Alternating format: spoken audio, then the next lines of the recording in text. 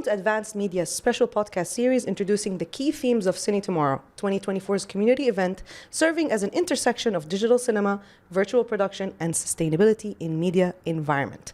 I am Razan Takash, filmmaker and head of film at the SAE Dubai, and I am here today with Timothy Fair Matthews. He's the co-founder and managing director of First and 10 Productions in Dubai. With over a decade of experience, Tim has produced global projects of brands like Vice, YouTube, Netflix, and more. As an alpha ambassador for Sony, he shares his expertise through keynotes, webinars, and workshops across the MENA region.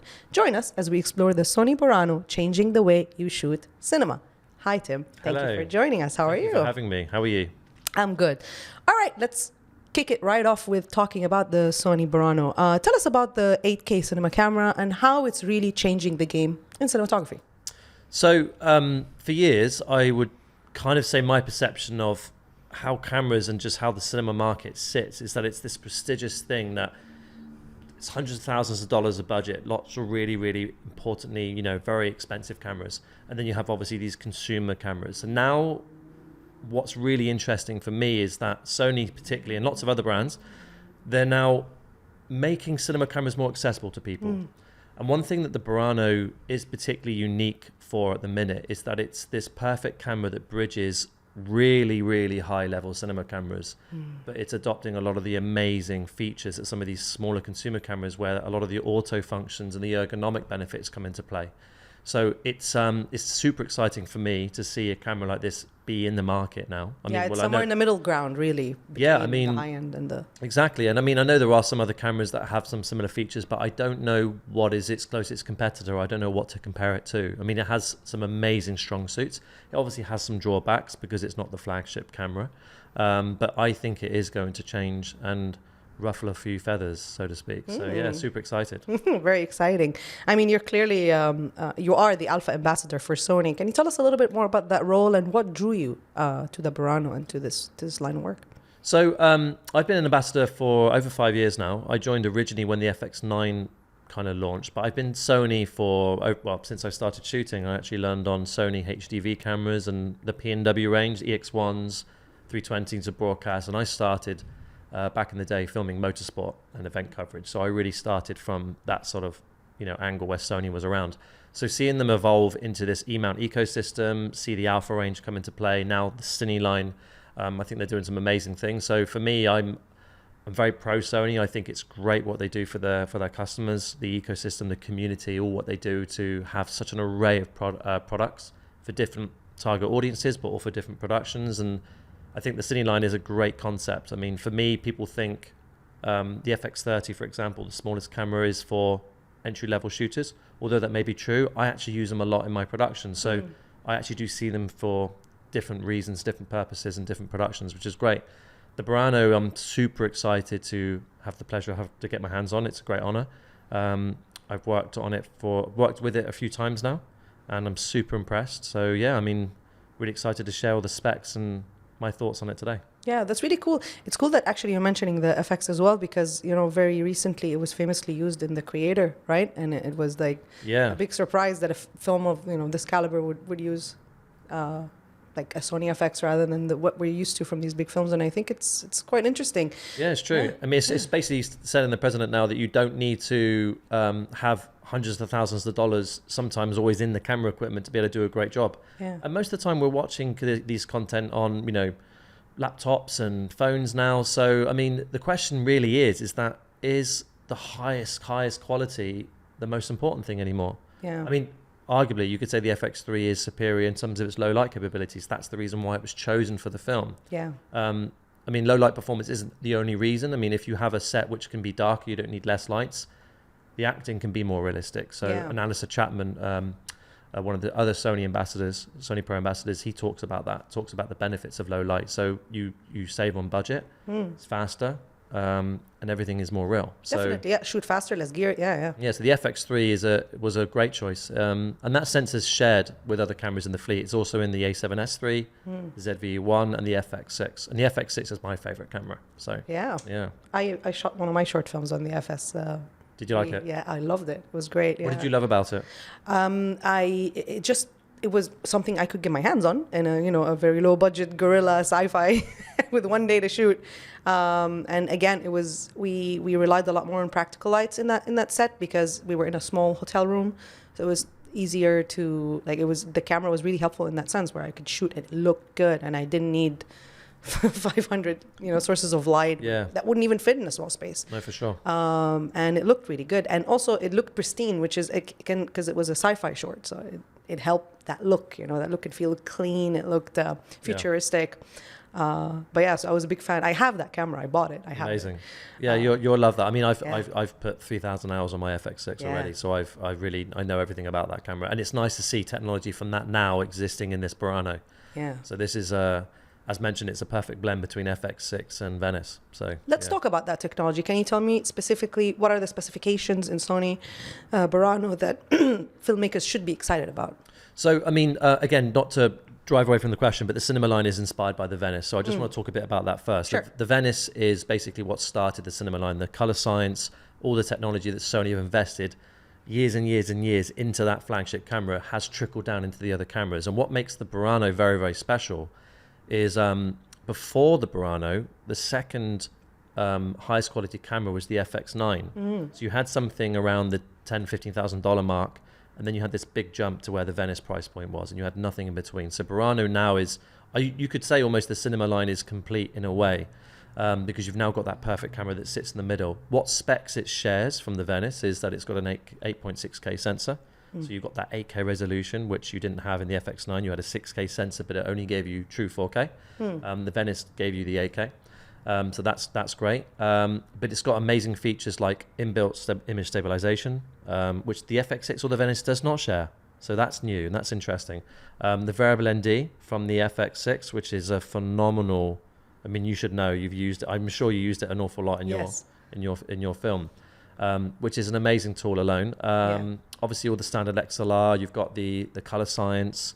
You've got the 16 stops of dynamic range. You've got 16-bit XOCN, which is Sony's RAW codec. It's the LT, so it's not as good as the Venice in terms of the megabits per second and things. You don't get that sort of level of quality. That's the reason why the Venice is still where it needs to be placed. But I mean, XOCN is an amazing codec, and I think when people start using that more, that codec becomes more familiar in the industry. People are going to really be pleased to be working with that. It makes things very efficient, compact file sizes without compromising quality. It's going to make some waves. Yeah, it does definitely sound like a game changer. Yeah.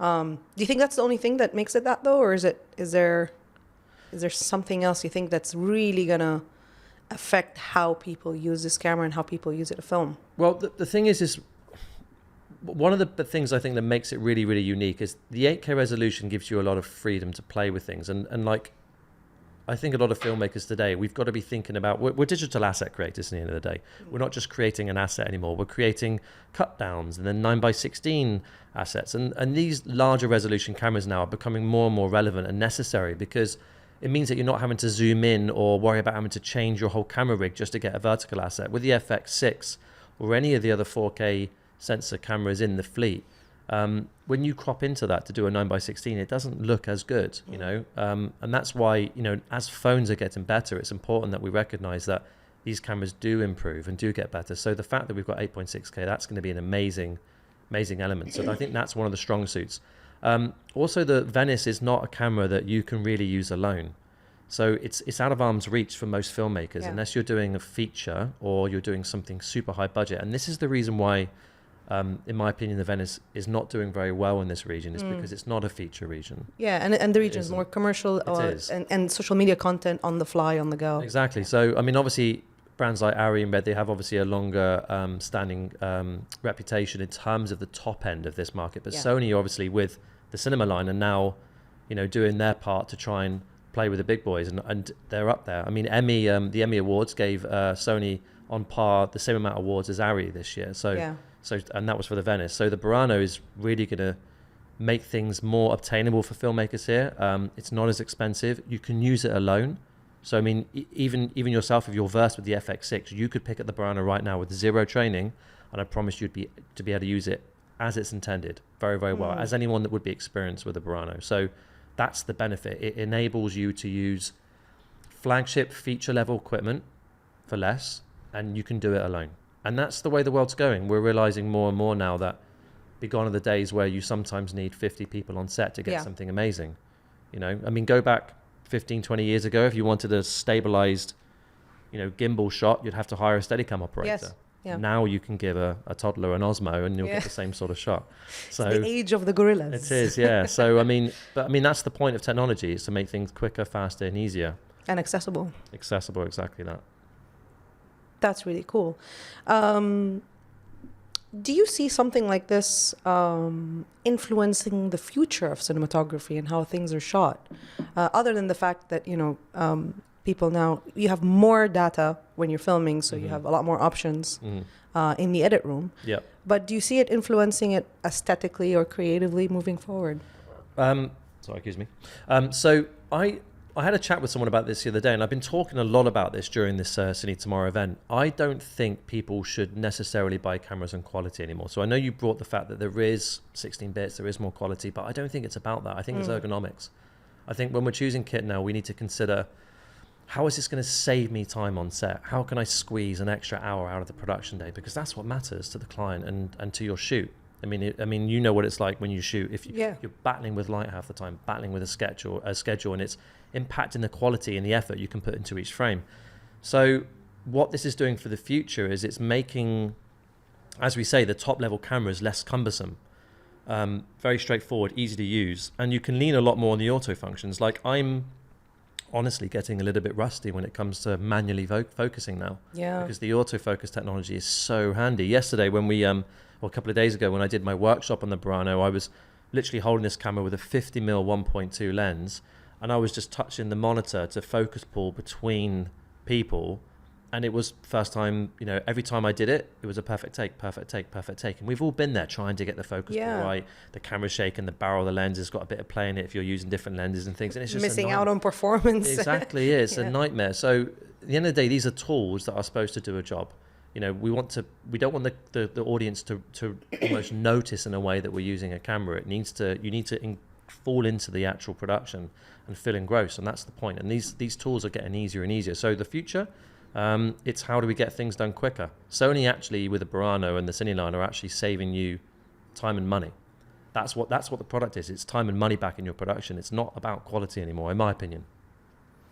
That's fair, and I mean, it feels like we are at an age where we're running out of it, time and money. I mean, you know, like, I don't know, filmmaking feels like it's becoming more accessible, but high-end filmmaking is becoming even more inaccessible because big budgets are getting bigger and, you know, films are under pressure to succeed. You know, this is why I mentioned the Creator. I mean, the Creator was made for like 80 million, shot on a Sony. Effects. $6,000 camera. Exactly. Crazy. And you know, it didn't put that kind of pressure on the film to make so much at the box office, because when you're making $150 to $100 million film, then and factor in marketing and all that stuff, you have to make like $500 million to make some profit. So it puts a lot of pressure. And I think maybe this kind of accessibility that we're talking about also can change the game in terms of the kind of stories we can tell, right? Where we can invest in stories that are that could be gambles. Right? Yeah, exactly. People can take risks, I think. Yeah, I mean, I find I'm fascinated by the whole narrative and feature space. I mean, how films go from like script and storyboard to fruition, and then how they're distributed and how it makes their money over time. It's a world that I'm fascinated by. I'm not in that. I'm very much in the commercial. But for me, even then, there's a lot of crossover.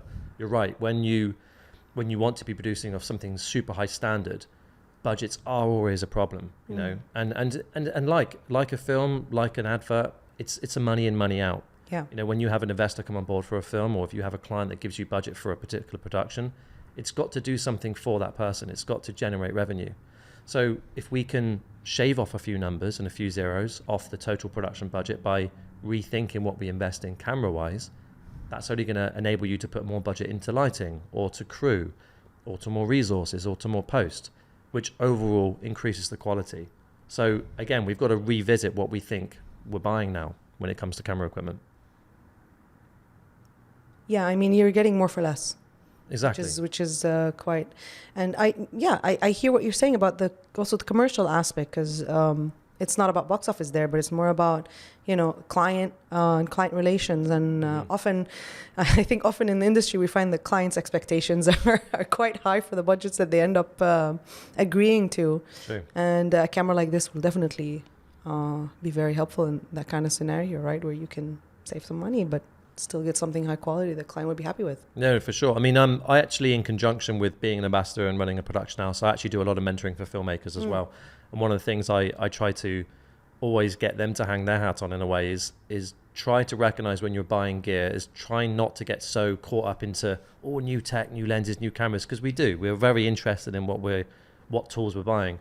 You want new shiny toys. We do. It's like magpie. It's like, like shiny objects. Let's get that. But but learn to try and see them as assets that need to pay for you. So like sometimes I've been doing it for the last 3 days. I've been advising people, even though I'm here to talk about the Burano, maybe you're more suited to an FX3 or to an FX6 or to an FX30. It depends entirely who you are, where you are in your career, and what sort of work you're doing. And that's the benefit to Sony. People say there are so many cameras, what do you buy? But that's the benefit. You have the ability to choose exactly what's right for you. So yeah, it's super exciting to see where the world's going. Yeah. Do you have any specific instances or stories where a camera like the Sony Burano has really made a difference, made an impact? So I can tell you, sadly not with the Burano, because it's obviously not out yet. This is a prototype model, the one I've used, and I've only had it in a couple of productions, but I can tell you how it's going to affect things using an example with the FX6. Yeah. So I did recently a shoot for Speedo, where we had to get a top-down shot over a pool of just a swimmer swimming by. And, I had the FX6. The FX6 was the camera used for the production. And we rigged it to a trust and we raised it up, and to press things like record, set your zoom, your focus, your white balance and all that stuff. In the past, you'd have to have a fizz unit, a first AC, lots of additional equipment. And credit to Sony, and again, leveraging the E-mount ecosystem that they invest in all the cameras from low end to Venice. I was able, through Content Browser Mobile, one of the apps that Sony developed, I was able to wirelessly connect to the FX6, press record, zoom, ND, white balance, change aperture, everything. Not that I needed to do all those settings. I preset a lot of it before it went up. But knowing that you can do that through a mobile phone, you're saving you're saving hours potentially on prep, so it's saving on crew. And that's the sort of example that I think is really, really important to recognize, is that when you're on set, you can do a lot more with less. It's unfortunate. Obviously, first ACs are now almost in a way becoming a little bit redundant with some of these cameras. But that's the way the world's going. If you can do a lot more with less, you can reinvest that money elsewhere. So, I do think some jobs in the industry are a little bit under threat. But in the end of the day, it's all about, how do you make your budget go as far as possible? So that's one good example. And overall, it's just I can go out with less crew with these cameras. And that's always the risk with technological advancement, is that the human element tends to suffer. But the creative element, what do you think? Does the creative element suffer from something like this, or not suffer, but does it change for the better or for the worse for filmmakers when it comes to having access to cameras like this? If I go back to the days in which I learned to film, I learned in a motorsport event environment. So for me, I was taught by my one of my business partners, Peter Farrer. He was always drilled into me, try to eliminate the things you need to do on the camera. So you focus on the composition, because the camera's not going to point itself. But if you can lock your focus, if you can lock your tilt when you're panning on this particular corner, and you can lock your tilt, you can lock your focus, you can pre-focus it, because back in the day, the autofocus was terrible. Yeah. And all you then focused on was just tracking the vehicle and panning. I've got one job. If I'm doing a particular corner where I'm doing tilt, focus, pan, and all this stuff, 9 times out of 10, I'm going to miss the shot. And for me, it was drilled into me, shoot efficiently, because that car's going to come around this corner. It might have a crash the other end and you may miss it, or you may not get it next time around. You may ruin the shot. So every shot matters. So I would say the opposite. If you can have a camera execute something better than a human being, it means that you get more options in post. So if anything, it enhances your ability to create something better than what you would do before. If you want to do something fully manual, you have that option. You can turn all these features off. But what it's doing is it's enabling you to save time. With more time, you have more freedom. So therefore, creativity goes up. Yeah, that's interesting, because a lot of times in post, if we're working towards more troubleshooting and fixing errors and mistakes, human errors more specifically. Yeah, you're right. That kind of takes away from being able to go further than that, because most of the time in post you don't have the luxury of time, you don't have the luxury of really going out, reshooting. Like, these things tend to be a problem. Exactly. Yeah. It makes the experience not just for the DP, but everyone else on set much easier. Like if I'm saving time on set, I can spend more time with my client. I can make the experience nicer for them. And we have to recognize that when we're content creators or filmmakers and we're in this from a business perspective, our product is not the film or the edit. It isn't. It's the product before. It's the pre-production. It's how the client was spoken to when they inquired originally. It's how the actual delivery of that asset went through. It's the whole experience, the whole journey. The customer journey is the product. And if we can save time and money in the meat, which is what we're so interested in and what we think is the product, it means we've got more time and energy for other things. And that just enhances the quality of everything. So this is the reason why I'm so excited that Sony are doing things like this. They're introducing these amazing features into high-end cinema level equipment. It is game changing. There's no camera in the market that can do what the Burano can do at the minute. And for the price point, I think if anything, it's hilariously cheap. Yeah. How have been the reactions from people in your workshops? So you do workshops and webinars, seminars. What kind of reactions have you been getting from people when they get their hands on this camera? I mean, I get people, again, I'm not going to name other brands, but I've had a lot of DPs say to me, not so happy about maybe the color here or the skin tones here or this, that, and the other. And I feel people are missing the point with what I'm trying to say in these workshops. I don't want to put down any camera in any brand today with about quality, because as I've said repeatedly, again, across the last 3 days, I could give you a really old bridge camera from Canon, 550D Rebel, for example, 10, 11 years old now. Yeah. I could give you a nifty 50, a set of lights, and I say, give me a lovely interview block, and you could do it. Yeah. And it would look good on your phone, on a laptop, it would look good on TV. And that is a camera that's 10 years old. That isn't in competition with anything anymore. And if it was good back then, it's good now. It's better now. All the cameras produce phenomenal images. I mean, yes, you can have preferences over skin tones and that sort of stuff, but it's not about the actual picture anymore. It's about how you get that shot. And if I showed you 11 films done on Netflix, could you tell me what camera lens was used? More often than not, no. No, and I don't think many people could. So then it asks the question, are you actually buying on quality? Because at the end of the day, that's what it is. So most of the feedback I'm getting from Burano, it's about quality, it's about this, it's about dynamic range, it's about, and although it's important, it's not what the camera's positioned to do. It's positioned to give someone, okay, you want to get the highest quality out of a music video, but get it done easily and quickly with small crew. This is the Burano. If you want to do a feature film, you go to a Venice. The budget's there for it. You can afford all the extra crew to make it work. But the Burano is centered at, high-level productions, commercials, music videos, enabling people to do a lot more with less. And that's the change. That's the change in the game. That's what they're doing. Where do you see all this going? Like, in the future, where do you think we're going to end up with? Well, I think it's as technology gets better, we're gonna lose our ability to probably operate a camera fully manually. I mean, manual focus would be a thing of the past. It's going to probably auto expose for us. It's going to make things easier. It's going to choose what settings I think we need. It's going to make people have to study less, I think, to pick up cameras. I mean, the ZV-1, for example, is a camera that is very auto intelligent. You can point it at anything and it will get you a good image. In the past, you'd pick up a camera, stick it in auto, and it would come out noisy still, and you'd have all these different things. So technology, in a way, is making a lot more cinematographers easier to enter the market, which is a good and a bad thing. I mean, it's going to put, obviously, to threat some of the top-level people. But again, you can't stop that. You can't go against the grain. I mean, if you look at TikTok or Instagram now compared to 8 years ago, you look at the production value. Yeah. It's shot up. I mean, everyone's a creator now. And I think that's a great thing because it's enabling people to... Or YouTube. Exactly. YouTube. But what it does is it means that what we have to do as professionals in this industry is now focus on delivering a better customer experience, better script writing, better storytelling, better post. And it's that where I feel is, again, let's not worry so much about the technology of how we shoot something getting easier. There's no point keeping it hard for the sake of keeping it hard. Let's leverage it. Leverage the AI, leverage the autofocus, the ND, the IBIS. Let's leverage all this technology that's existing in these cameras and then channel our energies into other things. So I think what you're actually going to end up getting in the future is probably better assets. Because You're saying leveraging AI. Do you think AI will play a role in camera design maybe in the future? Well, if you look at the A7C Mark II, that's basically an A7 IV Sony, but with AI focusing technology. So now it's detecting it.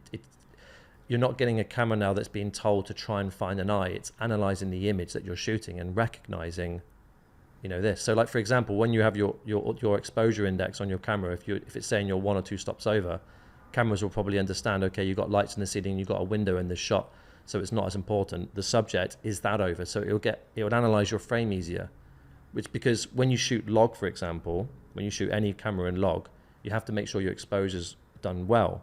Otherwise it will come out noisy. And I don't shoot log a lot of the time. A lot of the people in my company, I actually encourage not to shoot log unless it's necessary, because it can, in a way, impact the quality of your image. So log is a great tool to get dynamic range out of a shot, but if it's not required, I don't think use it, especially in commercial when you've got to get the asset out as soon as possible. Yeah. I'm not talking about that flexibility with color, because sometimes that's not important. So this is where AI will really come into play. It will help you analyze your image better and get the most optimum image out of it. That's what it's designed to do. So, and then AI will obviously come into other things. I mean, you've seen it cut up podcasts now. This podcast that we're seeing right now, it could cut between you and me without having a human do it, which saves hours. It's insane. Yep. It can transcribe, videos, accents, languages. It can translate now. So it means our job is just going to become much quicker. AI is obviously now in, you've got the chat GPT. You've got number 4 now. So you can now ask it to produce images.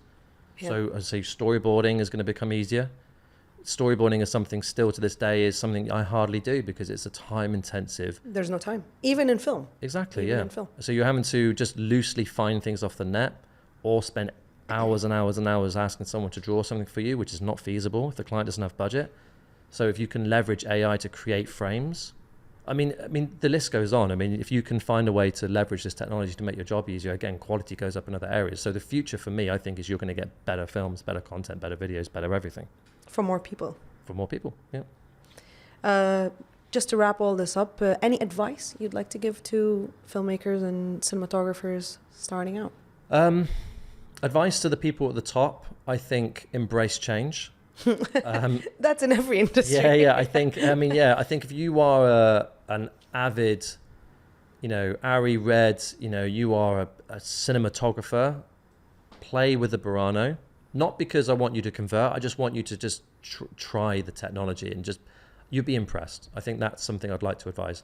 People at the bottom, I think it's never a better time to be a content creator. But as it gets more competitive, the talent pool is now larger, therefore you need to do more to stand out. So that means that you then need to now put energy and time and money, not into necessarily equipment, but I think maybe the actual industry basics in terms of learning how to light, learning how to storytell, learning how to manage clients. And that's one of the things that I really try to push with my filmmaking community is I center a lot of it around the business side of filmmaking, which I think is not talked about enough. There's also a stigma, I think, sometimes towards it of like, this highbrow, high-end, art house attitude, and then when you go to the commercial, it's maybe considered, maybe it's considered like, I don't know, maybe it's just commercial. But I think that there is artistry there for sure. No, for sure. I mean, when sales and networking is relevant to whether you're in the fiction or the commercial space, because if you are not presented well online and you don't know how to network well, then you won't ever be hired as a DP for a feature. So there are crossovers. So it's still a business. Anything's a business. University's a business, education's a business, everything is a business. It has to make money. So my advice to the younger crowd is, leverage the Sony E-mount ecosystem, leverage Sony, I think, if you want to enter the market. I think it's a great brand to go and invest in. But also that means the money you save with this particular brand means that you can channel it into other things like further education, learn to network, learn to sell, learn to brand yourself, market yourself, because that is where you're going to stand out. Unfortunately now, and again, I'm flip-flopping, it's going to be very, very competitive as the years go by now with content creating. Everyone can be a content creator now with phones. They're so good. Yeah. So, you've got to do your bit to stand out. So, That's great advice. Thank you, Tim, for your insights. That was very interesting. Thank you for having me. Thank you. And thank you for joining us here at the launch of the Advanced Media podcast with the special series coinciding with the return of CINETomorrow. Advanced Media is presenting 4 other episodes in this series. Make sure to check them out. I am Razan Takash. Thank you for tuning in.